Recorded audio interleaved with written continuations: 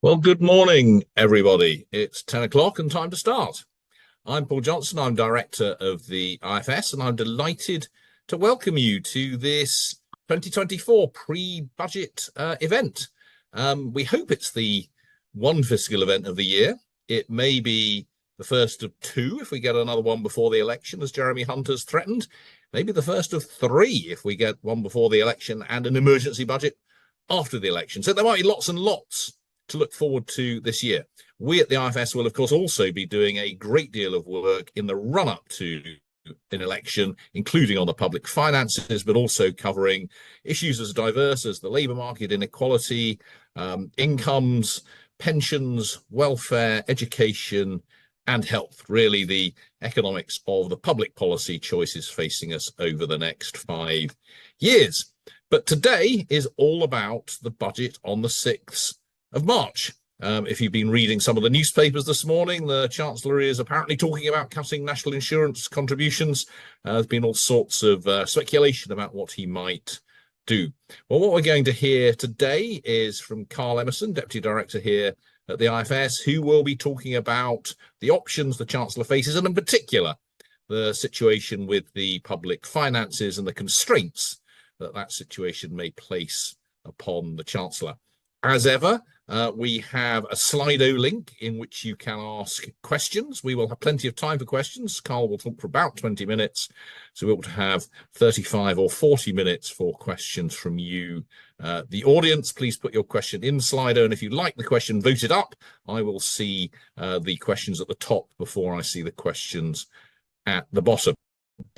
So with no further ado, I will hand over to Carl for 20 minutes or so, then I will pop back and moderate the question session.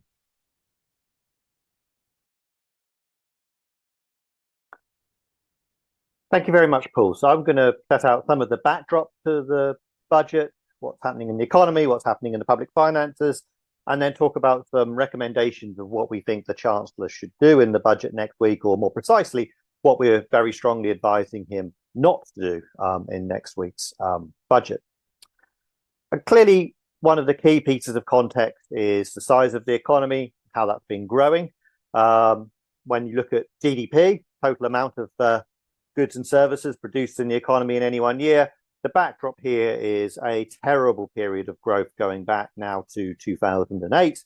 You can see here the Great Recession with the financial crisis, the very weak recovery from that recession, the COVID pandemic and associated lockdowns, which clearly hit economic activity substantially, and then more recently, the fact that the economy is essentially being stagnating for the last couple of years. And you see that very slight tick down at the end, which is from last week's figures where we entered a technical recession. But as a measure of our living standards, actually GDP per person is a better measure than GDP. And the population has been growing throughout this period. So the growth in GDP per head has been even worse than the growth in headline GDP. You can see it took even longer after the financial crisis of the late 2000s for GDP per person to recover and get back to that level. And you can see that having fallen during the pandemic and then bounced back, actually GDP per person has been falling for a couple of years now and is still well below what it was at in 2019 prior to COVID. So GDP per head in the UK at the moment contracting and below the levels that we enjoyed in 2019. So that's a pretty poor backdrop in terms of history. Clearly, what matters for how the public finances are going to do going forward is how fast the economy can recover and grow over the next few years. That's a big determinant of what happens to the path of government receipts. And these are the forecasts that the OBR presented us with in November. They were forecasting growth over the next few years, but growth that was pretty unspectacular, certainly disappointing, but compared to the levels that we were used to over the 60 years before the financial crisis hit. So the OBR are pretty pessimistic about the outlook for growth, but I think it's worth saying that the Bank of England, the other big public sector forecaster of the economy, was actually much more pessimistic. So at the time of November, the Bank of England was forecasting that growth over the next few years will be well below that what the OBR was predicting. We have an updated forecast from the OBR, from the Bank of England, produced a couple of weeks ago, more pessimistic about the economy in the last couple of quarters of last year. Bit more optimistic about growth going forwards, but not big changes here, and essentially remain far less optimistic than the OBR about what the economy is going to do over the next 2 years. And clearly the Chancellor needs to hope that what actually happens to the economy is closer to what the OBR is saying than what the Bank of England is saying is most likely. Where the Chancellor will be able to announce some good news next week is around the deficit, government borrowing, that difference between how much the government's collecting in revenues and how much it's spending. We've been borrowing a lot of money each year recently, been falling. These are the forecasts again from November, and you can see that they were slightly better in the near term than the forecasts that the Chancellor had presented a year ago. So lower deficit last year and this year. And we think of perhaps a similar pattern. If you look at what's been happening to government receipts and government spending over the last couple of months since that November forecast was produced, it now looks like government borrowing's on course to come in lower than what the OBR, what the Chancellor was predicting back in November. We think the deficit this year could come in around £11 billion lower than what he was expecting. So that's something he'll be able to talk about positively in next week's budget. But I think it's worth remembering that even if borrowing does come in lower this year than the November forecast, it's going to come in much higher than what we were predicting just 2 years ago. If you go back to March 2022, when Rishi Sunak was Chancellor, that was his final budget, he was forecasting that the deficit would be much lower and would fall much more quickly. That was before the consequences of the cost of living crisis hit. So we are now thinking that borrowing this year will come in some £11 billion less than what was expected in November, but that figure is still £63 billion more than what was expected back in March 2022. I think it's important to put that deficit figure in some longer run context. Another place where the Chancellor will be able to point to some good news is on debt interest spending. The line here shows you that November forecast for how much spending on debt interest we were doing as a share of national income and how much we were expecting to do. So debt interest spending running at low levels through the 2000s and 2010s, despite big increases in debt, the government able to borrow at ultra low interest rates. That era has come to an end, big spike up in debt interest spending as inflation spiked, but more importantly, forecast to settle at a much higher level. And that was much higher than what had been predicted in March 23, March 2022, let alone in March 2020, just before the pandemic was hit. So much more government spending now going on debt interest, the kind of thing we don't want to be spending money on. We'd much rather be having tax cuts or spending on public services than having spending on debt interest. But this is something that's difficult to avoid when you've got elevated debt and higher interest rates. So why might there be some good news for the Chancellor? Well, the expectations of interest rates have actually come down a little bit since November. They're very, very volatile. They fell quite a bit between November and Christmas. They've risen a little bit since then. And our estimates are that they're now on course to follow this purple line. So the good news the Chancellor will be able to herald, if we're right here, is that at the end of the forecast horizon, taking latest expectations for interest rates and for inflation, we reckon that debt interest spending will be about £10 billion a year lower than what he was expecting back in November. So a £10 billion saving relative to that November forecast. But again, I think it's important to compare that to what we would have expected not that long ago. It's still going to be much higher than what we were enjoying prior to the pandemic, and indeed much higher than what was being forecast back in March 2020. So even if we're right and debt interest spending comes in £10 billion lower than the November forecast, it would still be some astonishing £55 billion higher than what was forecast in March 2020. And I think it's worth remembering that interest rate expectations are very volatile. They've moved around a lot in the last couple of years. They're bound to move around again. So that forecast for debt interest spending is going to be revised up and down, doubtlessly, again and again. And at the moment, the UK is planning to do quite a lot of borrowing over the next few years. And by that, I mean not just borrowing in the sense of borrowing new money, but it also rolls over old debts. So it goes back to the private sector when gilts expire and reissues them. So the green lines here show you the amount of gilt issuance the government has done each year as a share of GDP. You can see big spikes in the financial crisis and the pandemic. However, that's not the end of the story. The Bank of England has been engaging in quantitative easing, which in the pandemic and in the financial crisis meant stepping in, creating reserves and using that money that's created to purchase gilts. So what it was doing essentially is the government was selling gilts to the private sector, but the Bank of England was buying them back. That situation is now reversing. Over the next few years, not only is the government going to be borrowing and going to be rolling over existing debts, the Bank of England is also going to be doing what's called quantitative tightening. It's going to take the gilts that it owns and sell them back to the market and then cancel out those reserves that it created. So the private sector isn't being asked to take on not just the additional net gilt issuance of the government, but also to take on those gilt sales that the Bank of England is doing. So we can look at the change in private sector holdings of gilts over the next few years. And you can see that in 24-25, we're expecting that to be the highest on record, going back to 1999-2000.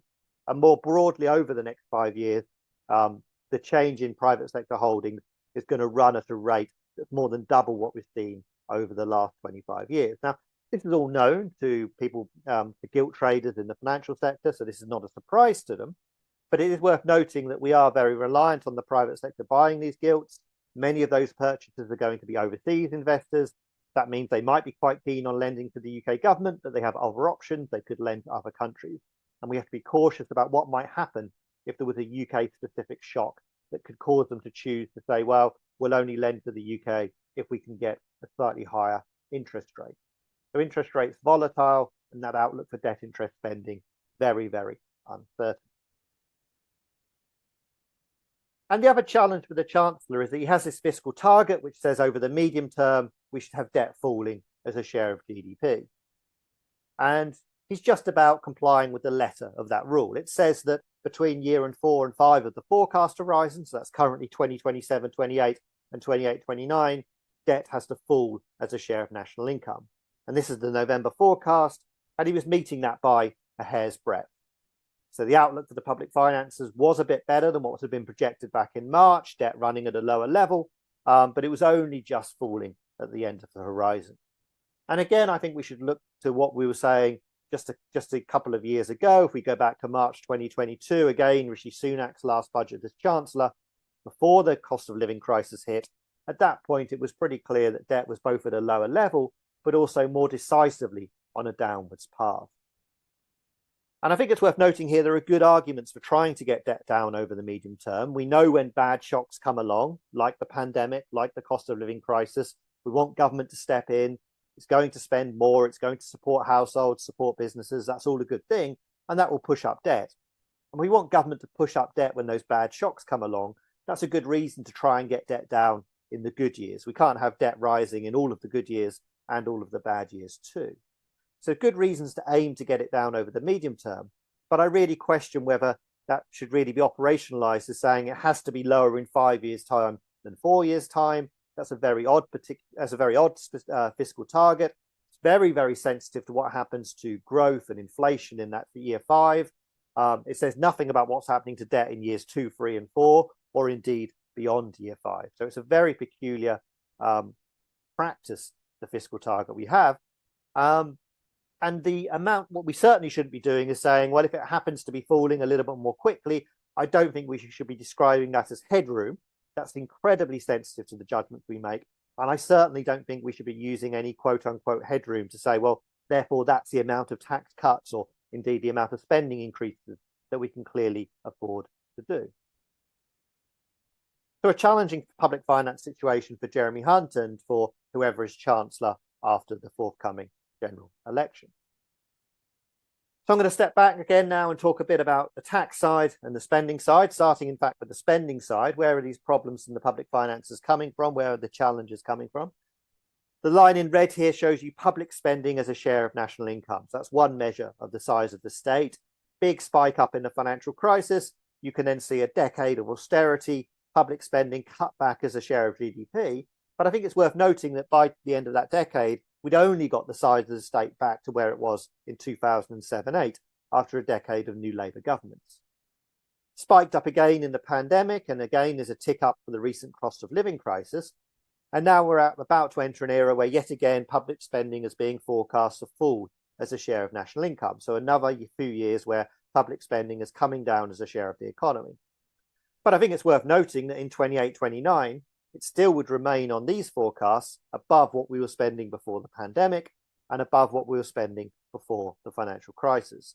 So it looks like we have a bigger appetite to spend in 28-29 than what we had pre-pandemic or pre-financial crisis. Now, part of the story is debt interest spending. As I showed you before, that remains elevated over the next few years compared to what we were enjoying prior to the pandemic.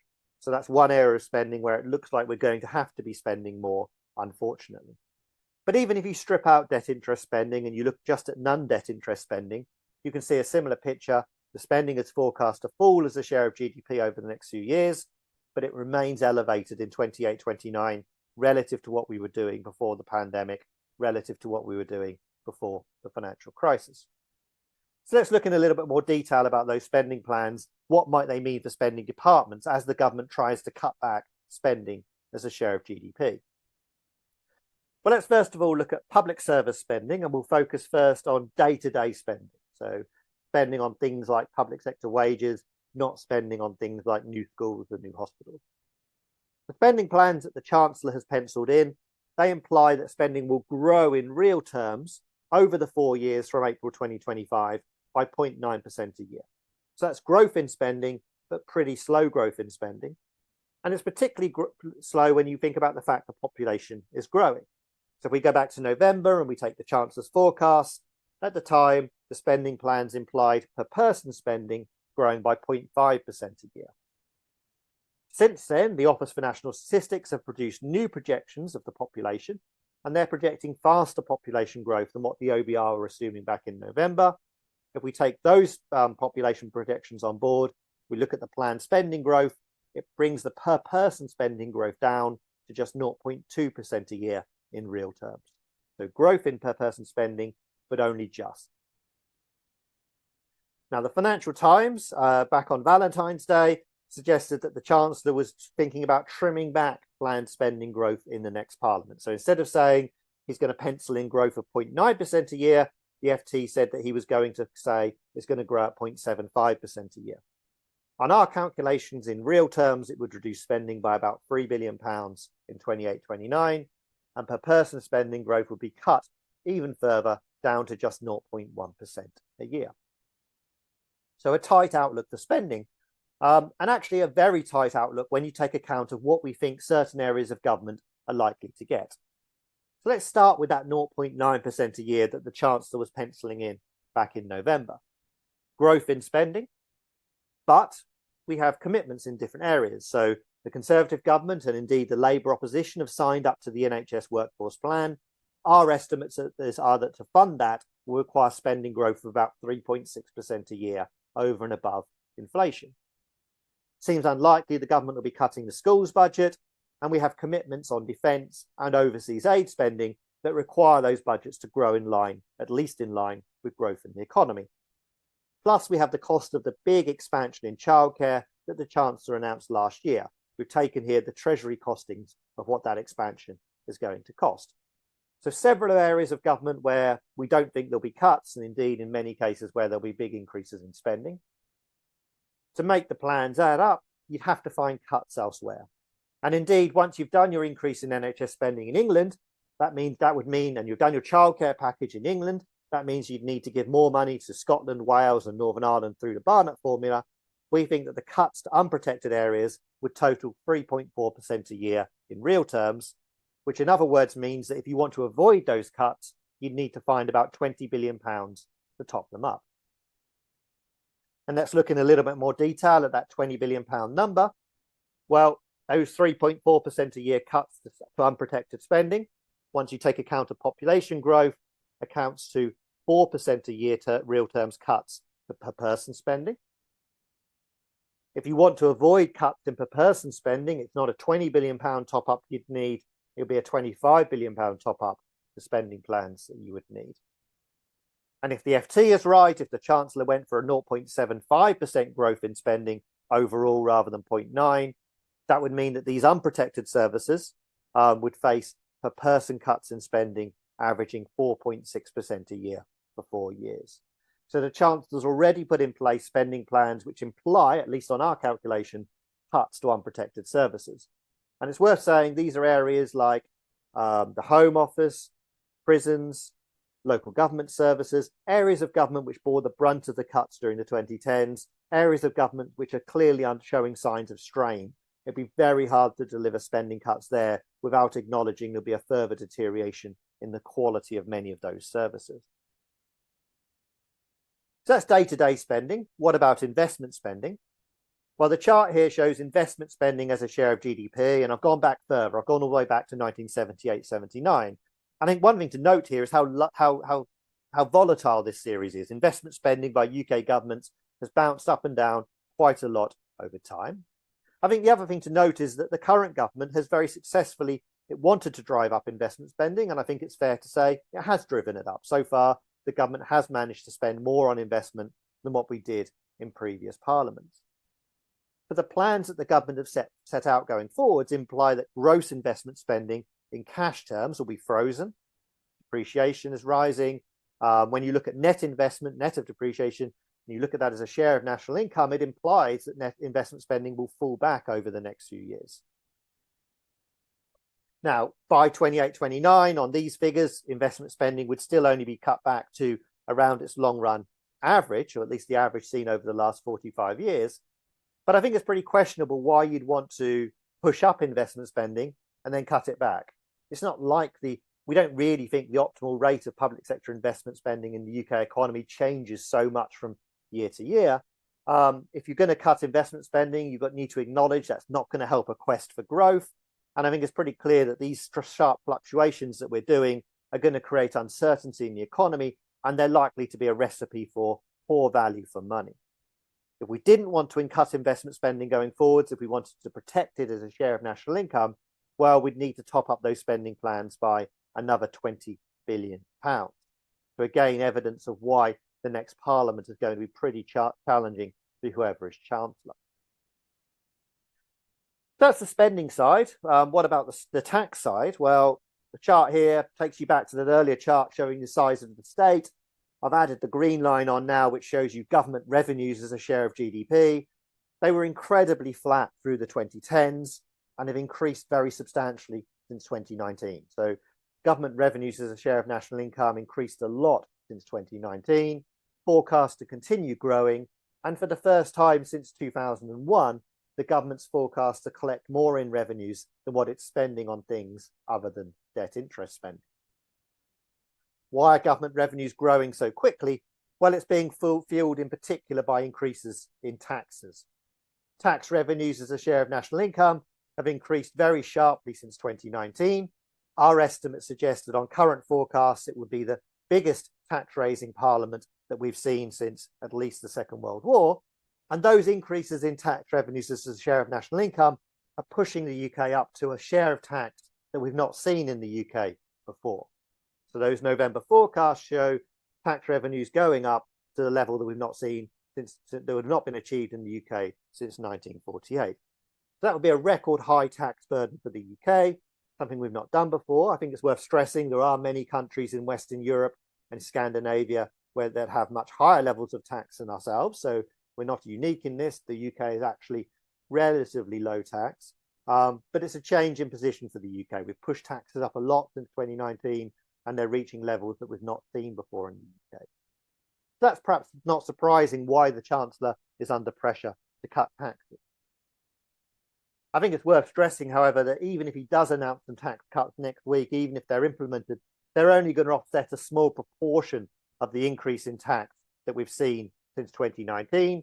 In the current financial year, our estimates suggest that relative to 2018-19, taxes will be about £66 billion higher than what they would have been had we preserved them at the same share of national income. So the Chancellor at best will only offset a small part of that tax rise. Now, one place where the tax rises are coming from is through freezes to many thresholds in the personal tax system. The Chancellor is essentially freezing pretty much every threshold you can think of. I'm going to show on this chart the effect of freezing national insurance and income tax thresholds. Chart here is showing you how much revenue the Chancellor is getting in each year as a result of the freeze to thresholds, which started in April 2022 and is assumed to continue right the way through until April 2027. It's not just been about freezes to thresholds. There was a small giveaway. There was a giveaway at the start where people were taken out of national insurance. But overall, this is a pretty big tax raise from changes to thresholds. In January, we saw a NICS cut, a cut to the rate of national insurance.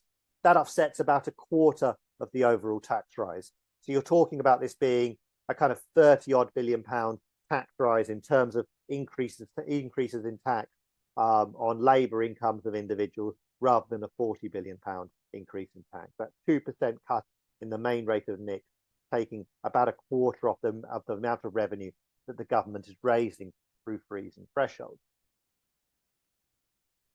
And we can see how this is affecting different individuals. The red bar here shows you how much individuals are losing from changes to thresholds since April 2022. So losses for basic rate taxpayers, bigger losses for higher rate taxpayers. That green line at the bottom there shows you how much people are winning or losing from the change in national insurance contribution once you take account of the cut in the rate of national insurance. So overall, at the moment, as we stand today, many individuals are actually paying less in tax because they're benefiting more from that NICS rate cut than what they're losing through freezes to thresholds that are put in place so far. But I think it's worth noting there's another freeze in thresholds coming in April. That's a particularly big one because inflation was running at quite a high rate back in September. That's a big takeaway from basic rate and higher rate taxpayers coming in April, relative to the world where we had inflation indexed those thresholds. And even once you take account of those that cuts to the rate of national insurance contributions come April, it's only a small group of earners, those earning between about £40,000 and £55,000 a year, will be better off than the net effect of those changes. Lower earners and higher earners will typically be worse off, even having taken into account of the NICS rate cut that came into effect in January. So to conclude, some good news for the Chancellor is that we think borrowing this year will come in lower than what he was forecasting in November, possibly about £11 billion lower. But borrowing remains high, and it will be much bigger than what was being forecast 2 years ago. It looks like debt is barely on a downwards trajectory, even in 5 years' time. And that's despite the fact that forecasts are already predicated on some tax policies, and in particular, some cuts to public service spending that might not be delivered. The Chancellor's penciled in plans, which imply cuts, he's not told us where those cuts will be. And clearly the risk here is that whoever's Chancellor after the election might be unwilling or unable to deliver on those spending plans. Therefore, we think that the Chancellor should hold off on any fresh tax cuts until he's able to do a detailed spending review. We don't think we should be implementing yet more detailed certain tax cuts now that are essentially quote unquote paid for by uncertain spending cuts just being penciled in for the next Parliament. If the Chancellor wants to cut taxes now, and there's nothing wrong with tax cuts, they're nice to have, they can boost growth, but if he wants to do that, he needs to tell us which spending will be cut to pay for it. And if the Chancellor wants to ignore that advice and he wants to go ahead with a tax cutting budget, perhaps because he wants to boost growth, well, yes, cutting income tax or cutting the basic rate of income tax or cutting the main rate of national insurance, yes, that can boost growth, but actually there are better options out there. We've got lots of really badly designed taxes in the UK, and if you want to cut taxes in a growth-friendly way, I would suggest that a priority should be looking elsewhere, and in particular things like stamp duty on the purchase of properties, stamp duty on the purchase of shares are the kind of taxes that we should be looking to cut if we've got money for tax cuts and if we want to cut taxes in a growth-friendly way. That's all from the presentation. I will now hand back to Paul for the question and answer session. Thanks ever so much, Carl, and thank you everybody for listening and for the very large number of very good questions that I've seen popping up in my Slido. Let's jump straight into those. As I said, I see the ones at the top first, and there are some familiar ones there. Let's start with Steve Schiffers, who is hi Steve, who is right at the top here, and I think this is one, Carl, you could knock out of the park, as it were. Are the current fiscal rules really sensible? Is part of the question, but how realistic is it to be able to predict the size of the economy and the difference between two very large numbers 5 years into the future? Right. So there's several parts to that question. I think it is sensible to have fiscal targets that are forward-looking. So, for example, the Chancellor has another target I didn't mention that says that 3 years out we should be on course to raise enough in revenues to pay for day-to-day spending. I like that kind of rule because it says if there's a temporary shock to the economy, if the Chancellor wants to make some adjustments, he or she's got a little bit of time to adjust to get there. I like some of the flexibility that gives. Now, clearly, there's a concern with giving yourself that kind of flexibility is that you might start to game the rules. You might start to do things like pretend you're going to put up taxes in the future that you've got no intention to do. You might start to pretend you're going to cut spending and you've got no intention to do that. So we need to have the rule. Not only do we need a forward-facing, forward-looking rule, we also need to have an OBR that's given realistic assumptions about tax and spending policy, producing independent forecasts for the economy and the public finances. And you need organizations like the IFS critiquing those forecasts, questioning whether those tax policies and spending policies are likely. And I guess that's a large part of what I've been talking about today. On the second part of Steve's question, I mean, there's always huge amounts of uncertainty about what the economy will be in 5 years' time, how much revenues will be, how much spending will be. We can't get away from that. I think the best advice for chancellors there is to look at the central forecasts that the OBR and others are producing, plan on the basis not only of those forecasts, but also acknowledge the uncertainty, perhaps build in some margins for error. Sometimes you'll need to adjust in the light of shocks. There's certainly a lot of uncertainty out there. We know that borrowing won't be what we expect it to be, but the forecasts we have, we want that they are the best guide to the future that we have. Great, thank you. We've got I mean, you heard it here first, so you need the IFS to make things work. Says next question. It seems like we're getting to a stage of the public finances, given demographic and other spending pressure, the state may need to stop doing some things it once did. So which public services could be in the firing line? I suppose there are two parts to that question. I mean, part of the answer could be that, I mean, it's the decision we need to make, and it's a decision I think we need to have a serious public debate about. We can, of course, keep providing the public services we're used to if we're willing to accept that taxes will stay at their current level and possibly rise further over time. And that's something we've really been struggling to avoid for a very long period. If you look at other countries, their tax burdens rose during the 1970s, 1980s, 1990s, while ours didn't. And we're sort of catching up with them, although we haven't broadly caught up with the rest of Western Europe. So we could choose to have higher taxes and all of the sorts of public services that we're used to. If you look over time, we have decided to do with less of some. So if you compare us to the 1970s, for example, we're clearly not subsidizing nationalized industries. We're not building public housing.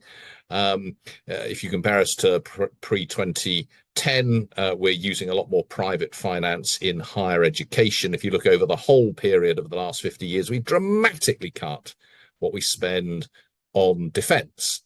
Now, I may lack imagination. I struggle to know where the next area of big spending cuts might come from if we're looking at all of those things.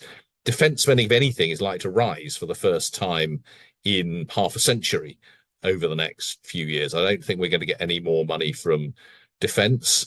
Higher education, I don't think we're going to get a lot more from students. We know that local government, justice, prisons, social care, and so on are all struggling. So my guess is that we're more likely to end up with higher taxes than we are with the state withdrawing from some provision. But that is a conversation we ought to be having. And I think we're not. So anyway, a long answer to a short question. Carl, I'll give you the next ones. I mean, there's one at the top, an anonymous one, and one from Jamie Jenkins, which are yeah, I think quite similar. I mean, if we're looking, if a new government is looking to the long run, and if it's looking to growth, and it's got a sort of long-term outlook, what are the options that we've got actually not on the public finance side, but actually to get the economy going better than it has been? Well, I think clearly wherever we are in the electoral cycle, I think we'd all like to have a prime minister and a chancellor who are thinking about what are the right decisions to make for the next 10 years rather than short term. approach. So I think a chancellor that behaves like they're going to be in office for 10 years would always be a good thing to have. And in particular, when you're going for growth, you need to have a focus on a whole load of policy areas right across government. Tax reform, I talked about, that's one of them. And if we are going to push up taxes, if we're going to want to raise more revenue, it makes it even more important we have well-designed taxes. Badly designed taxes that are set at higher rates will do more damage to the economy than badly designed taxes set at lower rates.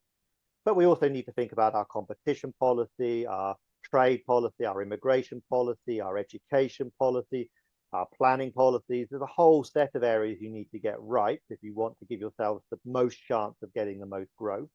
And you also do need to be very patient. There's no quick fixes here. Policies that get you sustainable growth in the longer run are not going to give you big returns in the next year or so. They can really make a big difference, but only if you've got that kind of patience. Great. What else can we go to? I don't know the answer to this one, Carl. I don't know if you do. Have the bank or the OBR actually told us anything about the difference in their forecasts? Have they sort of come out and explained themselves as to why they are so different and offered any kind of effort at reconciliation, or have they just kind of left those numbers there for us all to puzzle over? I think the OBR provides us with a lot of detail. It provides a lot of information about what it's assuming on the economy, what it's assuming on the public finances, and it's very transparent about where it's putting judgments in and what it sees as the judgments that really matter versus the judgments that perhaps aren't so important. And I think they need to be, that's been one of the really big improvements from having an OBR is about the amount of information we get about what's going on under their forecasts. That doesn't mean everyone's going to agree with them, but if you do take a different view, you're able to work out why they've got a different view to you and why you might disagree. I don't think the same is true of the Bank of England. We don't get anything like the same kind of detail of what's going on under their forecasts. It makes it much harder for us to compare why is the OBR different to the Bank of England. We know that one thing is that the Bank of England has been a bit more pessimistic about what the effect of Brexit on the UK economy might be relative to what the OBR has assumed. This difference in growth is actually a long-standing one. It's been going on for a couple of years now. But we don't, as I say, we don't have a lot of information on exactly what's underpinning that bank forecast. I mean, I think in part it might be that the bank forecast is kind of designed to be a collective view of the MPC, which makes it harder perhaps to produce all of the bottom-up bits that feed into that forecast. It might be they have a harder task than what the OBR does. But I think more clarity from the Bank of England, if we are going to have essentially two public sector forecasts for the economy, I think it would be a good thing if we were able to compare them better, and indeed better ways for each organisation to learn from each other and share from each other's expertise. And I think it's worth saying that we're comparing sort of David with Goliath here. I mean, the number of people working on the bank forecast is at least 10 times the number working on the OBR forecast, and possibly a multiple much bigger than that. So it's interesting, Carl, that your implication is that the OBR with less resource puts more useful information into the public domain. I'm really struggling. We have so many questions here. And so I'm going to, I think this is an interesting one near the top. We certainly focus a lot, Carl, on the deficit and borrowing and debt. And there is I think, a very legitimate criticism of doing that, which is that the government's been doing that for quite some time. And that doesn't seem to have helped grow the economy. I mean, should we be taking a different view and saying, well, actually, in the short run, there's some case for increasing borrowing to prime the pump for the economy to grow in the long run, and that itself would help reduce the debt and the deficit in the long run? Is this a moment when actually we should stop worrying about the deficit? I think if you're thinking about, should we be, for example, cutting taxes now or increasing day-to-day spending in order to try and boost growth? Well, if you did that, you'd probably get some extra short-run growth. You'd probably, if you did it and to a reasonably large degree, you'd have to do it to a big degree. You get some growth. You'd probably get some more inflation. The risk would be the Bank of England would look at it and say, well, hang on, We're worried about that injection of cash into the economy. We don't think there's lots of spare capacity in the economy. We don't think there's scope for a period of strong growth without risking inflationary pressures becoming more embedded. And then they might just put up interest rates or indeed just lower them less quickly than what they otherwise would have done.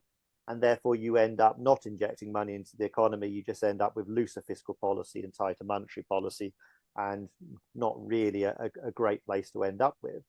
And clearly the argument's a bit different if you're thinking about investment spending, where I think government needs to think about, well, what's the cost of our borrowing? If we were to borrow money at those rates, could we deliver investments that would deliver a better return than what we're paying on those, what we're paying on the borrowing that we're doing? There may well be investments that we can do that we could do very well. As I said, the government has been increasing investment spending since 2019. I think actually one of the challenges with investment spending is doing it well rather than necessarily trying to do a step change upwards from where we're at the moment. But I think that the case is very different if you're thinking about investment spending versus day-to-day spending or tax cuts. And regardless of that, if you did want a program of investment spending, I think you still have to think about, well, what's the path of debt over the medium term? We know from the financial crisis, from the pandemic, and indeed from the cost of living crisis that these negative shocks can be very expensive when we want governments to help households, public services, and businesses. We want to make sure that the UK can always step in and help. Maybe with these global shocks, it's been okay because the government's always been able to borrow cheaply when those shocks have hit. I do worry a bit about what happens if we keep pushing up debt and then a shock comes along, which is very UK specific, given that we are very reliant on international investors lending to us, and we don't want them to have to say, well, we're only going to lend to you if we get a higher price. And I think it's worth saying that more broadly, I mean, we do have a fairly good idea of what you need to do to get growth, and we consistently just don't do it. I mean, as Carl said, part of that is certainly in investment. If you looked at that chart that he showing investment just jumping around all over the place, and it's over by different governments over the last 50 years. Not only is our level of investment low in the public sector, it's also low in the private sector. It bounces all over the place in the public sector, which makes life expensive. We know we've got problems with our tax system. We know we should have a closer trading relationship with the European Union. We know that we need to sort out our planning system. We know we need to sort out further and vocational education, and so on and so on and so on. Actually, I've been jumping up and down the list of questions, and there's one I like here, which is right towards the bottom, which I can't help myself from looking at. As a town councillor involved with planning, the distortions and idiocy in council funding and planning are wasting huge amounts of council time and putting ever increasing pressure. Yes, I think we can all agree with that. So there's also a question about bailing out local government. It's not something that we focused on in this presentation, but I think I'd say two things here. First, we really do know that the idiocies in the planning system are creating huge amounts of cost, and that is should be a priority for reform if you're worried about growth. But in that, as with everything else, there are trade-offs. It makes you unpopular quite often building roads and indeed houses near where other people are, however much we absolutely need them. And I think we've been on the wrong end of that trade-off for a very long time. The second point about council funding, which a number of the questions have raised. First of all, I would point you all to a fantastic podcast that I did for IFS Zooms In. If you haven't listened to IFS Zooms In, please do listen, with Tony Travers at the LSE and my colleague David Phillips, which is a really good, deep, and actually quite fun look at local government finance. Fun but deeply depressing. And just one example, a lot of local government finance in terms of what comes from the centre to local authorities is based on data, which is way more than a decade out of date. And so the amount of money that local authorities are getting from the centre is becoming essentially increasingly random. This government said it was going to reform that by 2019, which is now 5 years away. It's now kicked that reform post the next election. And of course, as you go further and further out, it becomes more and more difficult to do, because getting back to a rational system will create more winners and losers. I think that's just one of many, many, many examples of essential failure of governance, which itself results in inequity, but also inefficiency in terms of the way that not just the public finances, but the economy works, and indeed when we look at our local services. So I mean, the top of the list here is could and should the government step in to help local councils which are going bankrupt? Well, and there are certainly some which have had some very specific problems, not of their own making. There are others, frankly, who have got problems of their own making, and I guess you have a potential concern there about moral hazard. But into the longer run, absolutely, we need to reform and make rational the way in which that system works. Rant over. Let me get back to some of the other questions. There's a question here about pay increases in the public sectors. Would above inflation pay increases in public and private sectors provide a boost to the economy and help stimulate economic growth? Well, Carl, I'll let you take first dibs on that one. I've got a few things to say if you don't cover everything I want to say.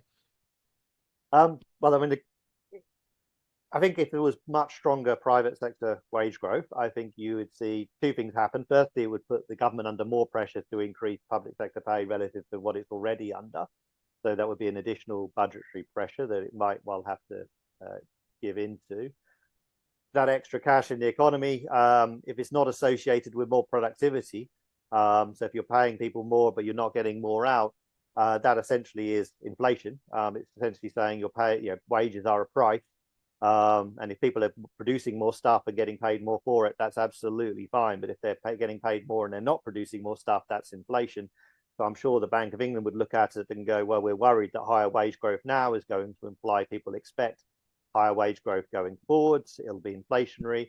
And again, you'll get this cycle where interest rates don't come down as fast as what they're expected to, perhaps even go up, trying to choke off that demand in the economy. And that's exactly what the Bank of England was doing up until very recently. So I think, yes, it would get some growth in the very near term, but it wouldn't be very helpful growth. What we don't want is a kind of the sugar rush of demand growing in the economy that's not matched by growth in supply. What we need is sustainable growth over the longer term. I think I would agree with all of that, but this is clearly going to be another issue facing the next government. It remains the case that public sector pay, I mean, all pay has done unbelievably bad for the last 15 years. We've median pay today is barely any higher than it was 15 years ago, and our most recent OBR projection is not due to go up. It's still lower today than it was a couple of years ago. We're expecting household incomes come this election to be no higher than and probably a bit lower than they were before the last election. I mean, these are all examples of pretty dreadful period for earnings and living standards, but you only get growth in those earnings and living standards if you get that growth in productivity and efficiency that we're all looking for. So I think you slightly put the cart before the horse if you're looking at increasing the earnings before you increase the productivity. What else? Lots and lots of questions. Lots here from James Wintle. Some various questions here. What about, I mean, we have this in our minds in the statistics, this difference between investment spending and current spending. And I think it is something we often struggle with. Investment spending is money on building schools or buying certain types of equipment or building roads or what have you. But it is slightly odd that if we build a school building, that's an investment spend. If we pay teachers who are teaching the next generation and enhancing their human capital, that is current spending.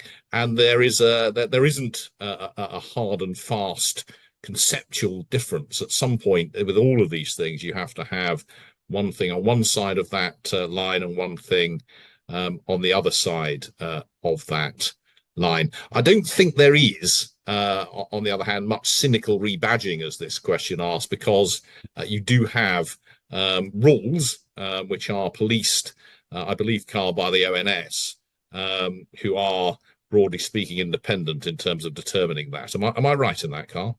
Yes, they're applying international accounting standards to decide what counts as an investment and what does not count as an investment.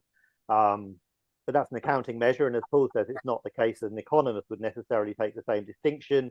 We might say, well, spending on teachers' wages, that's an investment because good teachers will get us good returns over the longer run through children that are well educated will be better off and indeed happier in the medium run than children that are less well educated. We might even question some quote unquote investments that were made.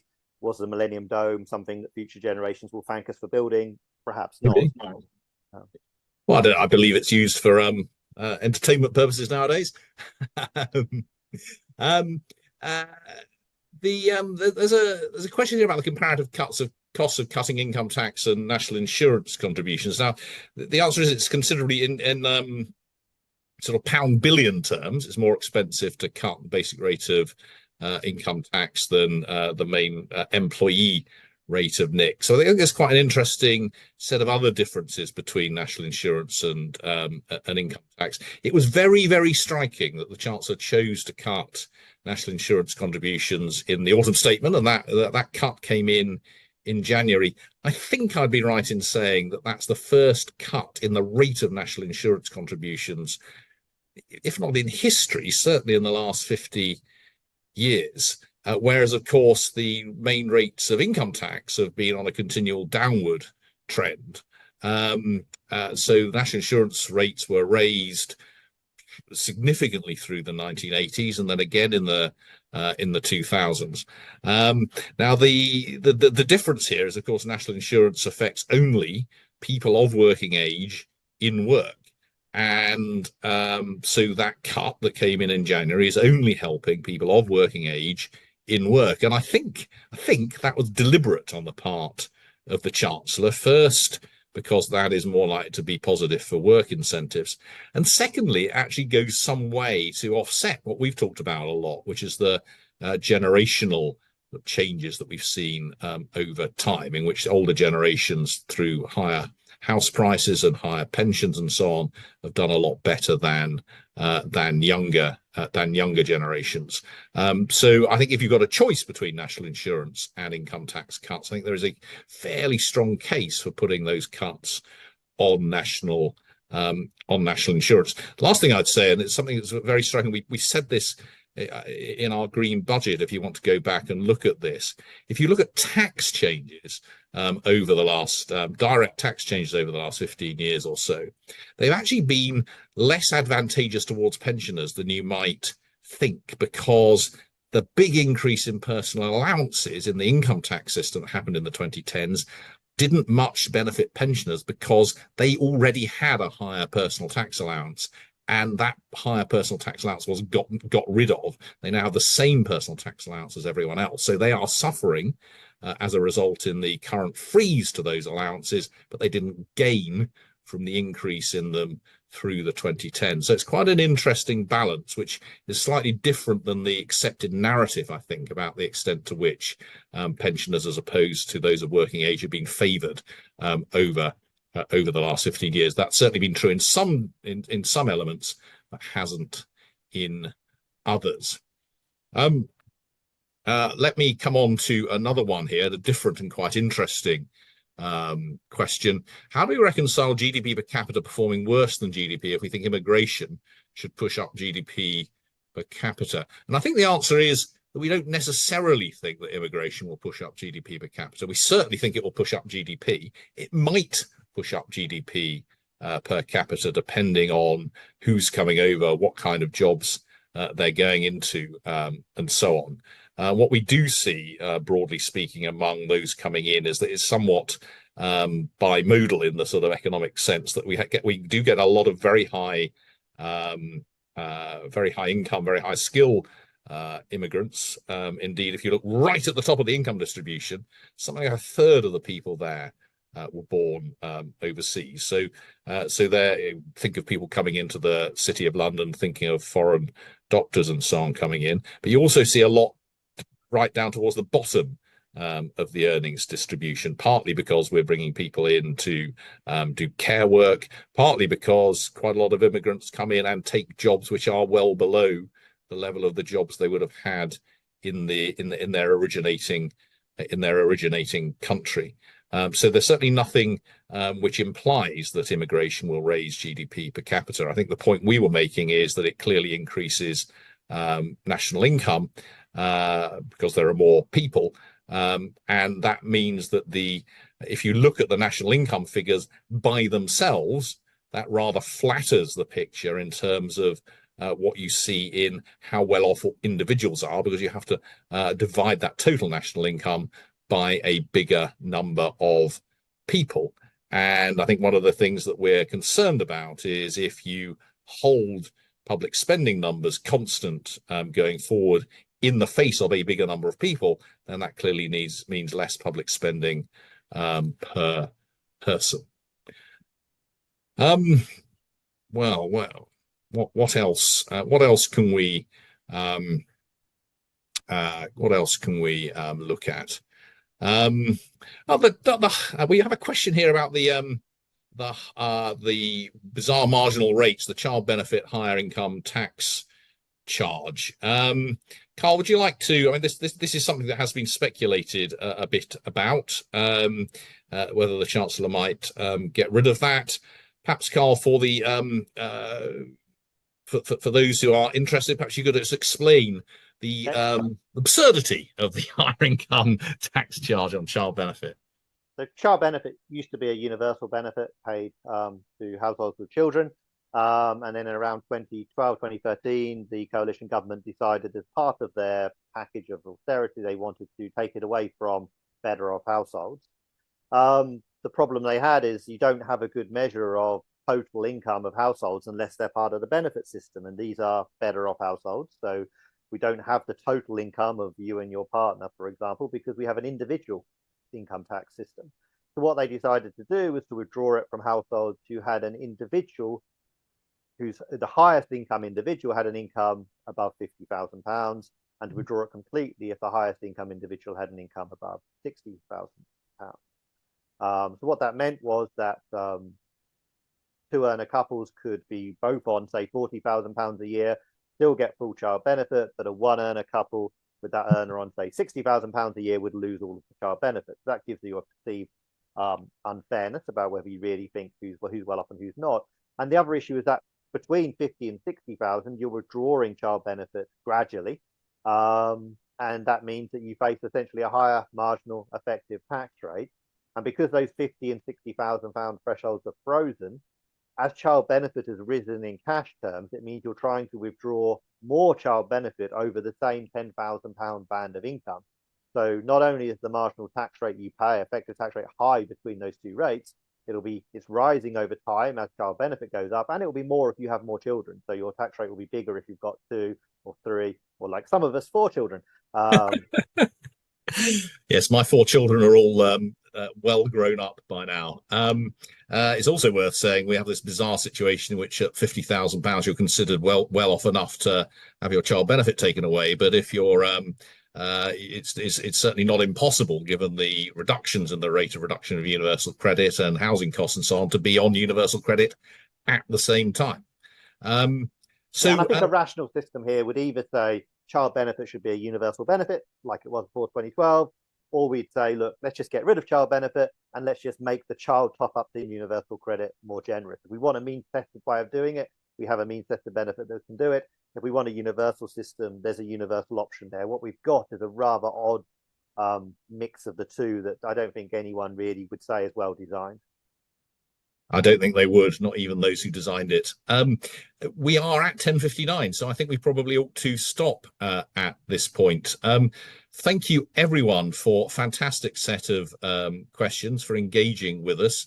As ever, do look out for our post-budget analysis, which will start coming out on the afternoon of March the 6th. We will have an event, as ever, on the morning of March the 7th. And as I said at the beginning, do keep an eye on our election coverage, which is beginning. We've got something out later this week, I think, on health and health waiting lists. We'll have things on inequality and so on really quite soon. So thank you all very much for listening to this. Do listen to our podcast, the IFS zooms in. As I said, the most recent one, fantastic conversation on local government finance, huge range of things over the last several months, and more to come. And also give a plug to another podcast, which I am doing with Anand Menon of UK and a Changing Europe, and Hannah White of Institute for Government, The Expert Factor, which is also great fun to listen to. So thank you, Carl. Thank you, Greg from IFS Events team, and thank you everyone for listening.